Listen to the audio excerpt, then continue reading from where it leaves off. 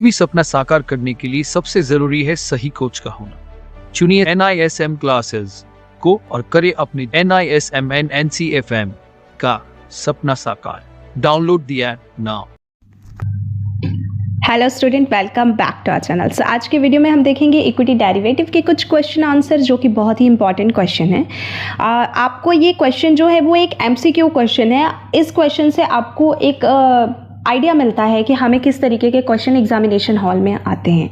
Okay, second चीज़ ये कि सिर्फ क्वेश्चन पढ़ने से ही काम नहीं चलता है, कंसेप्ट क्लियर करना भी बहुत ही इंपॉर्टेंट होता है। बिकॉज ऑफ लास्ट ईयर आपको भी पता है कि जो इक्विटी डेरिवेटिव का सिलेबस है वो अपडेट हुआ था, तो उस अपडेशन के आधार पर हमें सारी चीज़ें पढ़नी चाहिए। ओके, चलिए हम पहले क्वेश्चन की तरफ जाते हैं। और अगर आप NISM और NCFM की प्रिपरेशन कर रहे हैं तो आप डिस्क्रिप्शन बॉक्स पे जाइए, वहाँ पे आपको नंबर प्रोवाइड किया गया है। हम कम से कम टाइम में एग्जाम क्लियर करके देने की गारंटी प्रोवाइड कराते हैं और फर्स्ट अटेम्प्ट में आपका एग्जाम क्लियर करके देते हैं। सेकंड चीज़ ये कि हम मल्टीपल लैंग्वेजेस में भी क्लासेस प्रोवाइड कराते हैं। तो अगर आपको ओनली मराठी आता है या तेलुगु या कन्नड़ या इंग्लिश आता है तो भी कोई प्रॉब्लम नहीं है, हम कई लैंग्वेजेस में प्रोवाइड करा के देते हैं।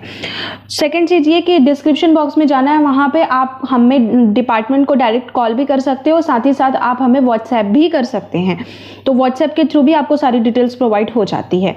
और हमारे सोशल मीडिया प्लेटफॉर्म पे भी आप हमें फॉलो कर सकते हैं, जो कि आपको सब कुछ डिस्क्रिप्शन बॉक्स पे मेंशन किया गया है। वहाँ पे भी हम अपडेशन डालते रहते हैं और कई जॉब रिलेटेड अपडेशन भी आपको प्रोवाइड होती है वहाँ पे, तो वो भी आप एक बार चेक कर सकते हैं। चलिए सबसे पहले क्वेश्चन पे आते हैं। यहाँ पे लिखा है कि if future price is higher than spot price of an underlying asset.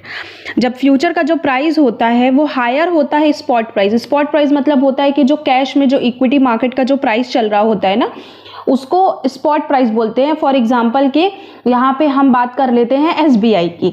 अब SBI का प्राइस तो इक्विटी में भी कुछ ना कुछ चल रहा होगा क्योंकि हम शेयर्स पे ट्रेडिंग करते हैं, और डेरिवेटिव में जो फ्यूचर में हम ट्रेडिंग करते हैं उसमें भी उसका शेयर का प्राइस सेम टू सेम कुछ ना कुछ ऑलमोस्ट चल ही रहा होगा। कुछ पैसे का, कुछ 25 पैसा, 10 पैसा, 80 पैसा, 1 रुपए का डिफरेंस हमेशा रहता है।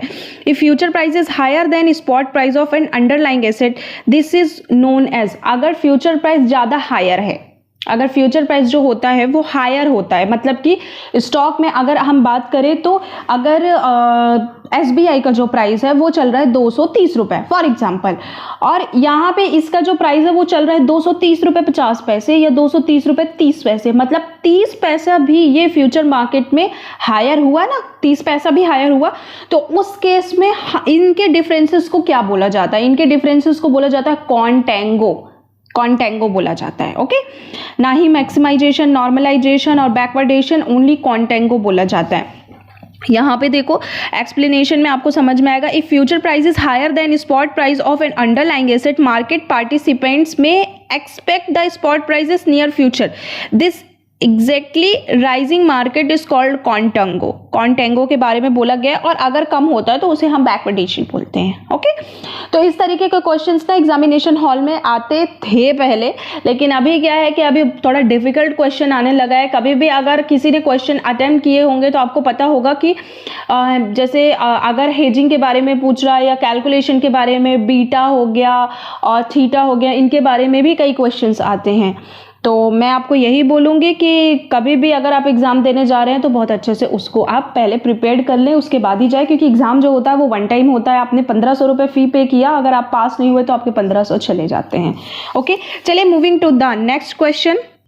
देखो ये बहुत ही बढ़िया क्वेश्चन है। इस तरीके का क्वेश्चन आता है, what happens to the unmatched portion of the order in immediate or cancel IOC order. देखो सबसे पहले कि कहीं पे भी लिखा है व्हाट इज IOC, तो आपको ये समझना है कि वो इमीडिएट और कैंसिल लिखा हुआ है। IOC का जो फुल फॉर्म होता है वो होता है इमीडिएट और कैंसिल। यहाँ पे बोल रहे हैं कि what happens is the unmatched portion of the order.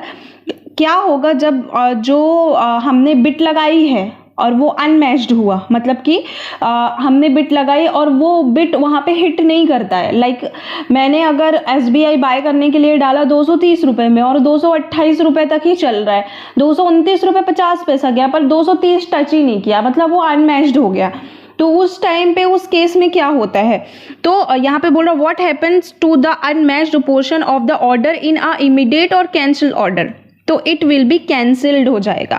ठीक है, इसका जो राइट आंसर है वो अगर वो पोर्शन लगा हुआ है तो वो जैसे ही मार्केट क्लोज होता है वो ऑटोमेटिक वो कैंसिल हो जाता है।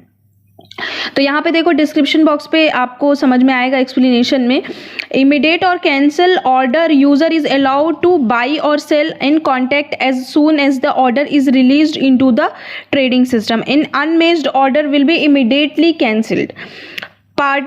Partial order matched is possible in the order and the unmatched portion of the order is cancelled immediate। तो वो क्या हो जाता है कि वो फिर उसके बाद वो क्या होगा कि कैंसिल हो जाता है पोजीशन, अगर वो मैच नहीं कर रहा है वहाँ पे तो। ठीक है, तो ये इसका क्या होता है, राइट आंसर होता है। सो स्टूडेंट आज के लिए सिर्फ इतना ही। आज के क्वेश्चन से रिलेटेड अगर आपको कुछ भी इशू आ रहा है तो आप डिस्क्रिप्शन बॉक्स पे भी देख सकते हो और साथ ही साथ आप हमें कमेंट सेक्शन पे कमेंट्स कीजिए, तो हम क्वेश्चन से रिलेटेड आपको और भी अच्छे से एक्सप्लेन करने की कोशिश करेंगे। चलिए अब हम मिलते हैं नेक्स्ट वीडियो में, तब तक के लिए take care of your health.